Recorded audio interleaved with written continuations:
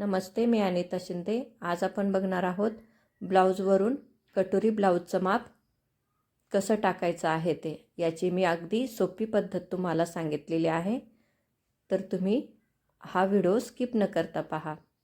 तर आपण सुरुवातीला ब्लाऊजची उंची मोजणार आहोत।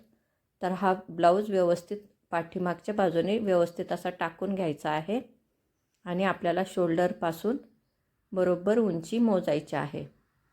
तर ही उंची आपण शोल्डरला टेप व्यवस्थित पकडून खालचा जो टक्स आहे तिथपर्यंत व्यवस्थित मोजून घ्यायची आहे। तर 13 इंच भरलेली आहे, तर त्याच्यामध्ये आपल्याला 1 इंच मिळवायचं आहे।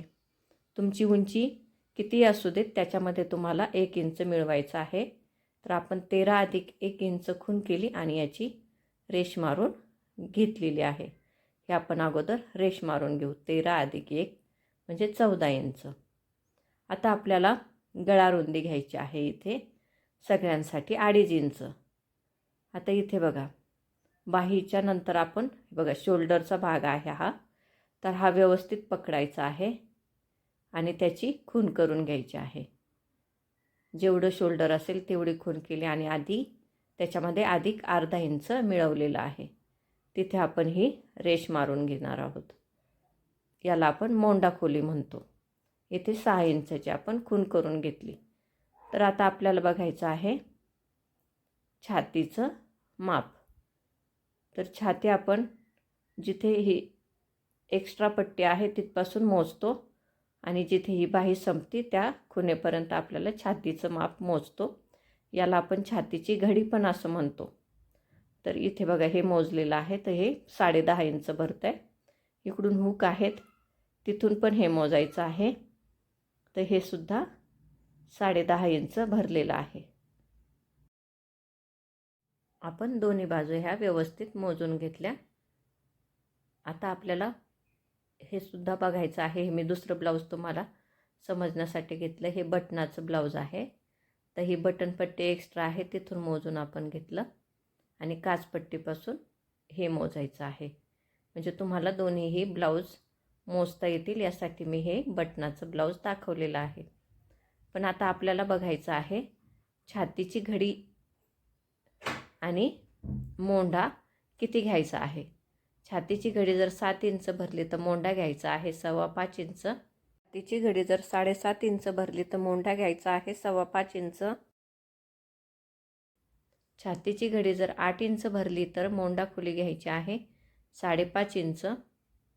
आणि 8 इंचाच्या पुढे जर छातीची घडी भरली तर सगळ्यांसाठी मोंढा घ्यायचा आहे आपल्याला 6 इंच। मोंढा आपल्याला 8च्या पुढे सगळ्यांसाठी घ्यायचा आहे 6 इंच।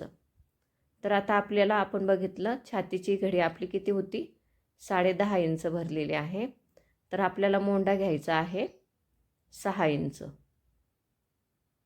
आपली घडी 10.5 आहे तर मोंढा आपण 6 घेणार आहोत।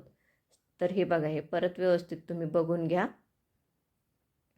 ह्या पद्धतीने आपल्याला हे मोजायचं आहे। तर 6 इंच मी मोजलेलं आहे। याची खूण केली 6 इंचाची व्यवस्थित आणि इथून आपल्याला छातीची घडी टाकायची आहे, म्हणजे छातीचं माप 10.5 इंच आणि आपल्याला शिलाई मार्जिन मिळवायचं आहे 1.5 इंच।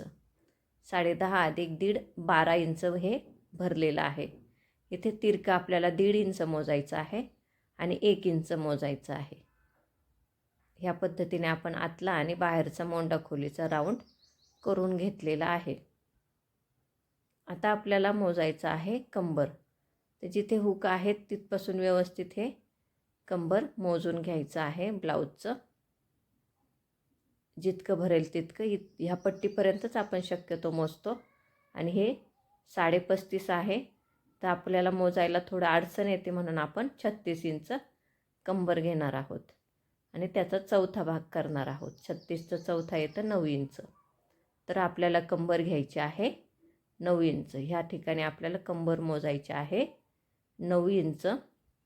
मागचा आपण टक्स देणार आहोत त्यासाठी 1 इंच एक्स्ट्रा आणि शिलाई मार्जिन 1.5 इंच हे आपण खूण करून घेतलेली आहे।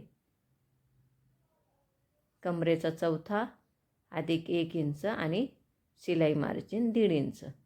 आता आपल्याला काढायचा आहे मागचा गळा। हे बघा, ही आपण व्यवस्थित घडी घालून घेतली आणि त्या खुणेपासून आपण सरळ मोजणार आहोत हे किती भरतंय ते. तर हे भरते बरोबर 5 इंच. परत एकदा मी व्यवस्थित दाखवते. हे बघा, हा मागचा गळा आणि हे बरोबर मध्यापासून आपल्याला हे मोजायचं आहे. तर हे 5 इंच भरते. तर तिथून आपण अगोदर थोडी खाली शिलाई मार्जिन सोडली आणि वरती पण शिलाई मार्जिन सोडली. ह्या पद्धतीने आपलं माप हे आपण घेतलेलं आहे. आता इथे गळा रुंदी द्यायची आहे 2.5 इंच आणि हे जोडून घ्यायचं आहे. वरची गळा रुंदी 2.5 आणि खालची सुद्धा 2.5 आणि याला आपण आकार देऊन घेऊ. हा 1.25 इंचाला आपण किंवा 1 इंच पण घेऊन राऊंड देऊ शकतो. इथे डाच देण्यासाठी मध्य करायचा आहे आणि याची उंची घ्यायची आहे 4.5 इंच. याची रेष मारली आणि अर्धा अर्धा म्हणजे टोटल 1चा हा मागचा डाच होईल. ह्या पद्धतीने आपण याचं पाठीमागच्या भागाचं हे कटिंग केलेलं आहे. आता आपण हे कटिंग करून घेतोय. ह्या पद्धतीने हे व्यवस्थित कापून घ्यायचं आहे. आपला झालेला आहे पाठीमागच्या भागाचं हे कटिंग. आता हाच पेपर आपण पुढच्या भागासाठी वापरतोय. तर हे व्यवस्थित हे टाकून घेऊ आणि ह्या खुणा करून घेऊ. आहे तसाच हा भाग आखायचा आहे आपल्याला. इथे मोंडा खोली द्यायची आहे 6 इंच आणि आतल्या याचा 1 इंच तिरकं घेऊन आपण हा आकार देणार आहोत. मार्जिनची आपण खूण करून घेतली. सगळ्यांसाठी आपण पुढचा गळा 6 इंच मोजणार आहोत. खालची गळा रुंदी 2.5 आणि हे जोडून घेऊन पुढच्या गळ्याचा आकार द्यायचा आहे. सर्वांसाठी मी 6 इंचचा पुढचा गळा घेतलेला आहे.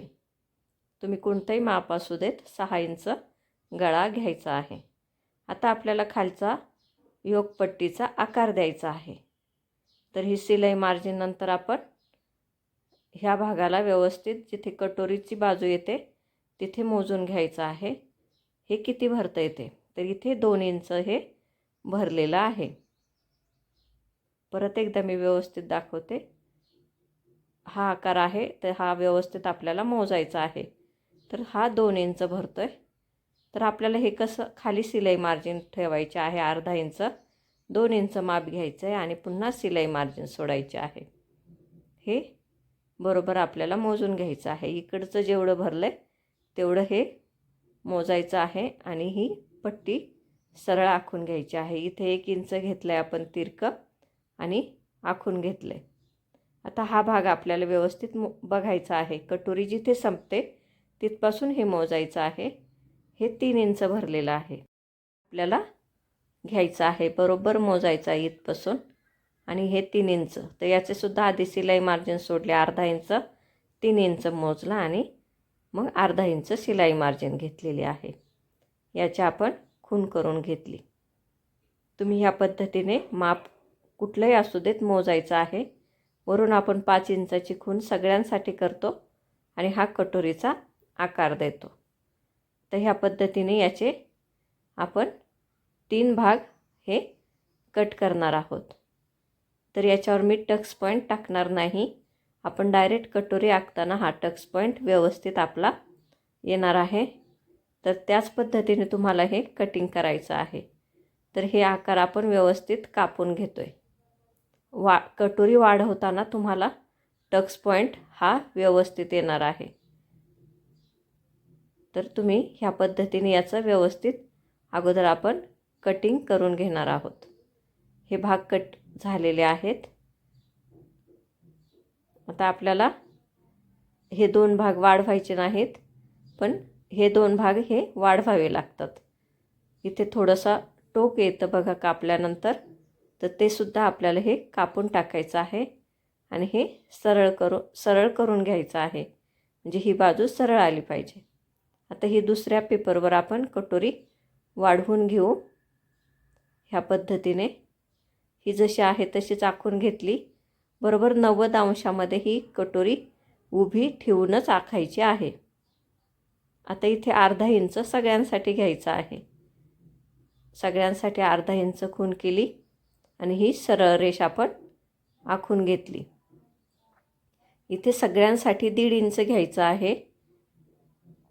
इथे अर्धा इंच शिलाई मार्जिन, तुम्हाला जेवढं हवं असेल तेवढं, किंवा पाव इंच घ्यायचं आहे. मला पाव इंच लागतं म्हणून मी हे पाव इंचाची खूण करून घेतली. आता इथपर्यंत न थांबता थोडं खाली यायचं आहे. ही रेष थोडी अर्धा इंच थोडी खाली घ्यायची आहे. हे आपण जोडून घेतलं. आता बरोबर इथपासून याचा मध्य काढायचा आहे आणि याची सुद्धा आपल्याला ही खूण करून घ्यायची आहे. मध्यानंतर याची रेष आपण 1 ते 1.25 इंच इथे खूण करतो. ही वाढवल्यानंतर ह्या रेषेपासून 1 ते 1.25 इंच खूण केली. तर ही मी 1.25 इंच घेतलेली आहे आणि हे आपण आता जोडून घेतोय. सगळ्यांसाठी ह्याच पद्धतीने कटोरी वाढवायची आहे. इथे 1.5 इंचाची खूण केली आणि इथे सुद्धा 1.5 इंचाची खूण केलेली आहे. ह्या पद्धतीने आपण ह्या खुणा जोडून घ्यायच्या आहेत. आता हे लहान मोठ्या खुणा दिसतात, तर ही 3 इंच आहे, तर ही सुद्धा आपल्याला 3 इंच करून घ्यायची आहे. हे बघा 3 इंच आहे, हे सुद्धा 3 इंच करून घेतलं आणि हे जोडून घेतलं आणि याला हा गोल असा खालीवर आकार देऊन घेतलेला आहे. आता हे झालं आहे आपलं कटोरीचं माप टाकून. आता हे आहे तसंच व्यवस्थित कट करून ही कटोरी घ्यायची आहे. इथे याचे नॉचेससुद्धा व्यवस्थित देऊन घ्यायचे आहेत, म्हणजे कापडावर टाकताना हे आपल्याला सोपं जातं. आता हा टक्स मी तुम्हाला दाखवते. व्यवस्थित घडी घालून घेतली आहे, त्यावरच याचीसुद्धा घडी घातली आणि हे बघा एकदम छान असा कटोरीला हा आकार येतो आणि याचा पफसुद्धा व्यवस्थित येतो आणि हे ब्लाऊजसुद्धा खालचासुद्धा याला आपोआप असा गोल आकार येतो. ह्या पद्धतीने आपली कटोरी झालेली आहे. आता हा सुद्धा भाग आपल्याला वाढवायचा आहे, तर आहे असाच हा सुद्धा भाग आपण आखून घेतो आहे. इथे जेवढं शिलाई मार्जिन आपल्याला द्यायचं आहे अर्धा किंवा पाव इंच, मी इथे पाव इंच घेतलं आहे आणि इथे अर्धा इंच. ह्या पद्धतीने ही कटोरी आपण वाढवलेली आहे आणि हे शिलाई मार्जिनची खूणसुद्धा आपण करून घेऊन रेष मारून घेतली. ह्या भागाचं सुद्धा आपण व्यवस्थित कटिंग करून घेतलेला आहे. हे भाग व्यवस्थित कट करून झालेले आहेत. आता आपल्याला करायचं आहे बाहीचं कटिंग. तर बघा यासाठी मी हा पेपर घेतलेला आहे, घडी घालून घेतली, वरपासून शिलाई मार्जिन मी सोडली. आता बाहीची उंची आपण बघा इथे बरोबर बाही जिथून सुरू होते तिथपर्यंत हे व्यवस्थित पकडून बाही उंची मोजायची आहे. बाही उंचीची खूण केली आपण, त्याच्या खाली आपल्याला 1.5 इंच मार्जिन, म्हणजे 1.5 इंच आपल्याला दुमडपट्टी घेतो आपण, त्याचं आपण खूण करून ती एक्स्ट्रा ठेवून त्याची खूण करून घेतली. आता आपल्याला मोजायचं आहे. इथे आपल्याला सगळ्यांना कॅप हाईट किती घ्यायची आहे ते. हे बघा इथे 3.5 आपण घेतलेला आहे आणि याचीसुद्धा आपण रेष मारून घेतलेली आहे. मी शेजारीच किती छातीला किती कॅप हाईट घ्यायची हे लिहिलेलं आहे ते बघा. आता इथे आपण शिलाई मार्जिन सोडली आणि तिथपर्यंत आपल्याला हा राऊंड मोजून घ्यायचा आहे. ह्या पद्धतीने व्यवस्थित पकडायचा आहे आणि ह्याच पद्धतीने हा व्यवस्थित राऊंड मोजून घ्यायचा आहे. तर हे 9 इंच भरतं आहे. आता ह्या भागाचं पण आपण व्यवस्थित मोजून घेतो आहे.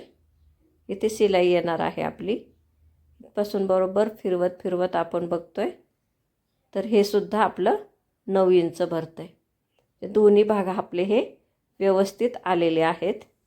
त्याच पद्धतीने आपल्याला बरोबर टेप तिरका पकडून बरोबर मोजायचं आहे. तर हे इथे 9 इंचाची खूण करायची आहे, त्याची सरळ रेष मारायची आहे आणि ह्या रेषेचा बरोबर मध्य काढायचा आहे. मध्यानंतर हे अर्धा इंच घेऊन आपल्याला हा गोल आकार देऊन घ्यायचा आहे. इथे पाव इंच आतमध्ये येऊन हा आकार देऊन घ्यायचा आहे. इथे सगळ्यांसाठी 2 इंच.